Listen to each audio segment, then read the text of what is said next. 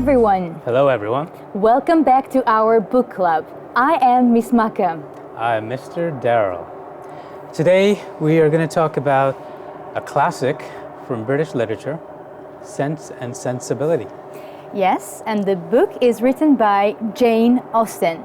But Mr. Deril, before we start talking about the book itself, let's look at our agenda. So, the very first thing we are focused on is our vocabulary. Then we will talk about the author, Jane Austen. Later, we will talk about the summary of the book. Then we'll talk about the characters. They move the summary along. We'll talk about some of the settings, the context of the book, and we'll finish off with some main themes of the book. Yeah, but that's not the end of our program. We will finally conclude the whole program and then give you an interesting homework. Very good. I'm looking forward to those answers. Yes, definitely. So we have vocabulary next. 8 words that we selected to focus on and that we mention and that is mentioned in the book as well. Okay, the first word on our list is dashing. Dashing. And the definition is someone, usually a man, handsome, attractive, energetic, lively. მიმზიდველი, სიმპათიური. Our next word is impoverished. Impoverished. This is when you are reduced to being poor, when you're poor. ღარიბი, ღარიბული. Next word, clandestine. Clandestine. When something is done in secrecy for the purposes of deceiving someone. საიდუმლო, ფარული. Next word, misjudgment. Misjudgment. This is when you judge something wrongly or you're mistaken about the value of this thing. არასწორი აზრი, არასწორი წარმოდგენა. Our next word, long-standing. Long-standing. Something that's been existing or continuing to exist for a long time. ხანგრძლივი. Our next word, limbo. Limbo. When you're in a state of unsureness about something, when you're in a situation where you don't know what's going to happen and you're kind of stuck. გაურკვეველი მდგომარეობა. Next word, discretion. Discretion. The power or right to decide or act on something when something is up to you to decide. მოქმედების თავისუფლება, არჩევანის გაკეთების უფლება. And our last word, to snub. Snub. This is when you treat with disdain or contempt somehow, especially by ignoring something. დაიგნორება, არად ჩაგდება. Okay, Mr. Deril, thank you very much. And now I think it's time to ask a question to our audience. So, give us an example of a job where you have to behave in a clandestine manner. I think a good example of a job where you have to behave in a clandestine manner is a secret agent or spy. Yeah. Thank you very much. Exactly. They really need to have this kind of skill to keep secrets, right? How else would James Bond do his duty? Exactly. Thank you very much. Well, let's move on to the author section now. As you know, our author of the day is Jane Austen. Recounting her birth and death, she was born in 1775 in Hampshire, and she died in 1817. The 19th century, in Hampshire as well. She was an English writer who gave the novel its first distinctly modern sort of character studies and themes about society. And she published 4 novels during her lifetime: Sense and Sensibility, Pride and Prejudice, Mansfield Park, and Emma. Her novels defined the manners of the era, so they described how people behaved in those days. But they also became very popular, timeless classics that remained critical and popular successes 2 centuries after her death. She came from a large family, a family of 8, and the family amusement was basically acting to each other. Her closest companion happened to be one of her sisters, Cassandra. and they were very close, but neither of them married. Yeah, but we could say one fact. She actually almost married Harry Speak Wither, a 21-year-old heir of Hampshire family. So he was considered to be quite handsome and quite intelligent. But the very next morning, Jane changed her mind. Oh. Yeah. A little harsh. Yes. And there's supposedly mention of another possible love, but this one died very soon after they declared themselves. Yeah. But what about Cassandra, her sister? She was a jealous guardian of her sister's private life. So she actually, after Jane's death, she censored the surviving letters by destroying them or cutting them up.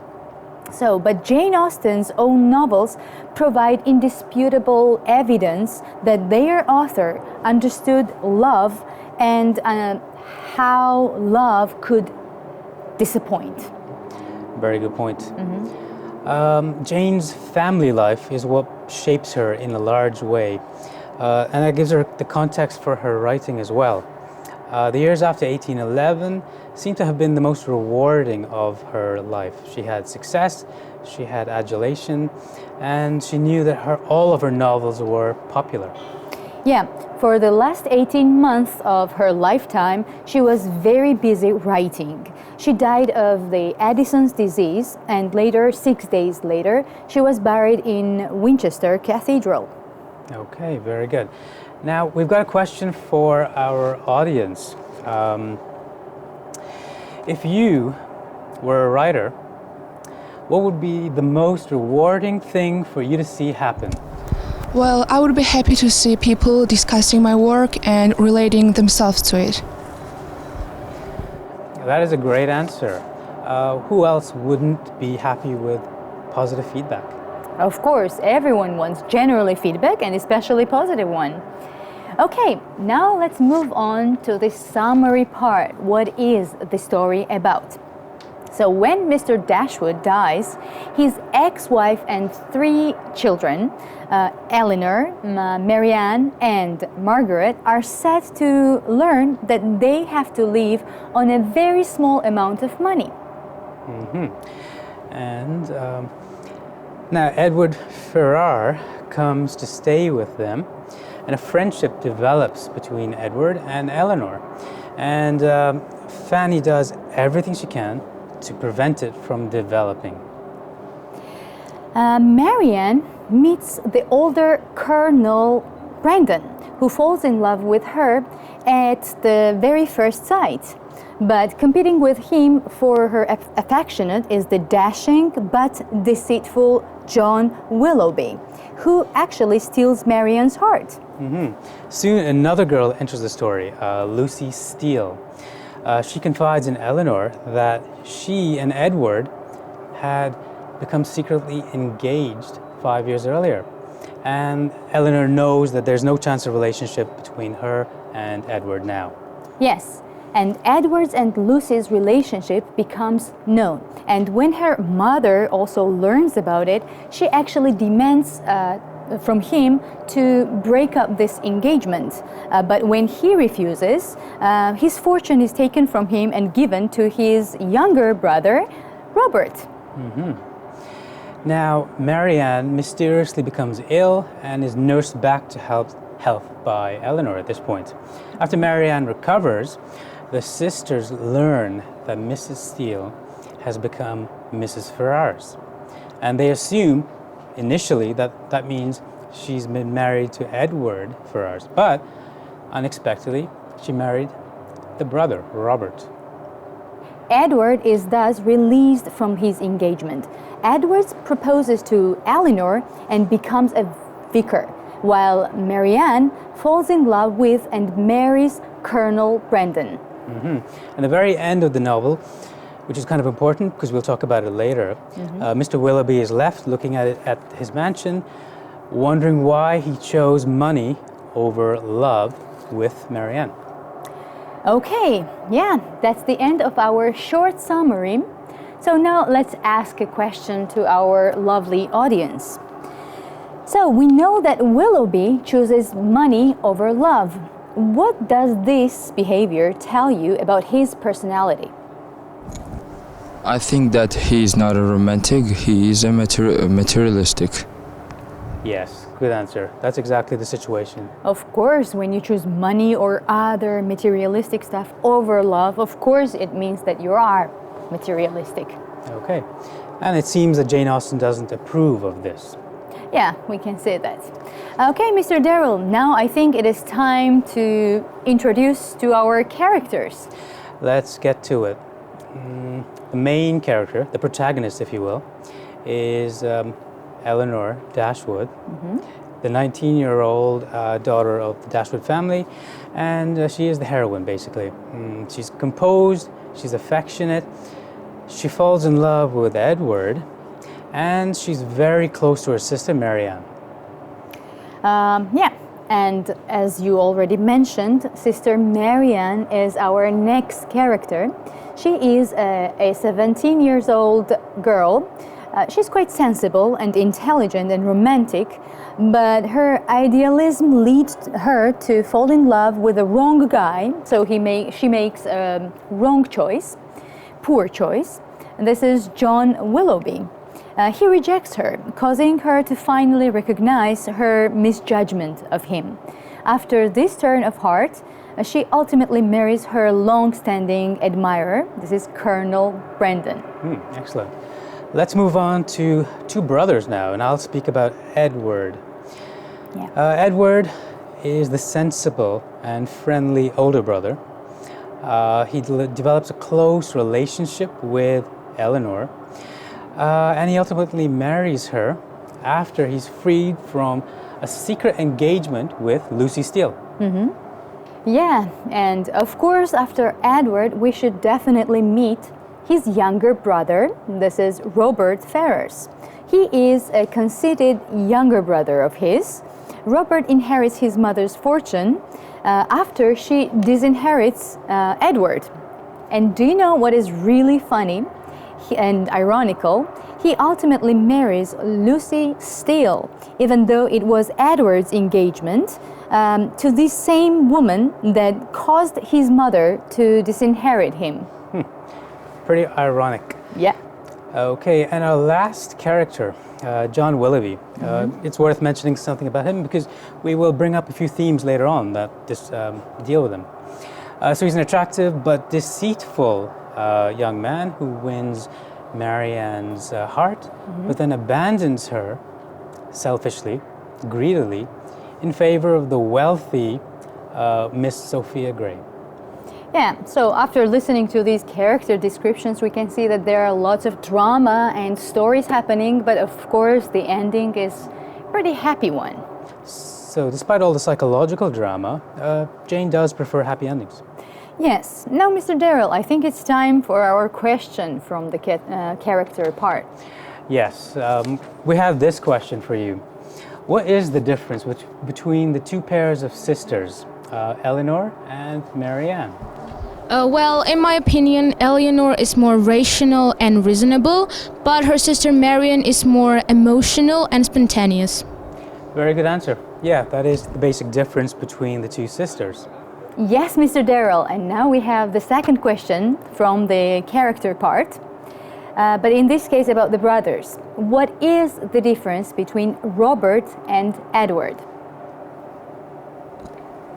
Well, in my point of view, Edward is very sensible and friendly, but his younger brother, Robert, is very conceited and proud. Great answer. Yeah. That's also basically the difference between the two brothers. Yes, so but we can see the negative and positive sides of these two brothers, Both right? characters, yeah. Okay, I think it's time to move on to the setting of the story. Now, let's look at the when. It is the early 19th century, and Austen's particular moment in history is an interesting one. Her novels are dealing with the strange interactions between people of different social classes and levels, which is a kind of relatively new development in England at the time. Yes, and her books are firmly planted in the bourgeoisie, and this class, she also describes that was on the up and up, as she wrote. None of her characters in the Sense and Sensibility are firmly planted in the upper echelons of the high society. Even the wealthiest ones are not not integrated into aristocratic social circles. And the Dashwoods are of the middle class, and it's not easy for them. You can see that they're struggling to stay up, to go up, and sometimes they go down. Yeah, and of course the locations are very important and interesting to look at. So this novel moves between town and a country, just as most of the people did in Jane Austen's time. But she is very concerned with social class of her characters, and her settings reveal this well, I think. Yeah, and Barton is a countryside, and our main characters actually live in the shadow of the landed gentry. It's notable, by the way, that Eleanor and Marianne are always on the outskirts of people who move back and forth between London and Devonshire. They themselves aren't well off, but they are dependent on wealthier connections, perhaps relatives, perhaps neighbors, who are moving upwards. Yeah, so we can see that these networks and connections really were very helpful in those days. Yeah. Okay, I think it's time for our question, Mr. Derill. Okay, let's ask a question to our audience. Now, in today's era, do you think that girls would be as focused on choosing marriage for social status as they are in Jane Austen's books? No, I don't think so. I think today girls have more freedom and opportunity to focus on themselves and their interests first, rather than security from marriage. Very good answer. Yeah, it's an opinion, but I think a good one. Yeah, definitely modern time girls don't really need any security from marriage, right? There are more opportunities, more social mobility as well. Of course, yeah. And now we have the second question from the setting part. Why does Jane Austen want to focus on so much on the social status?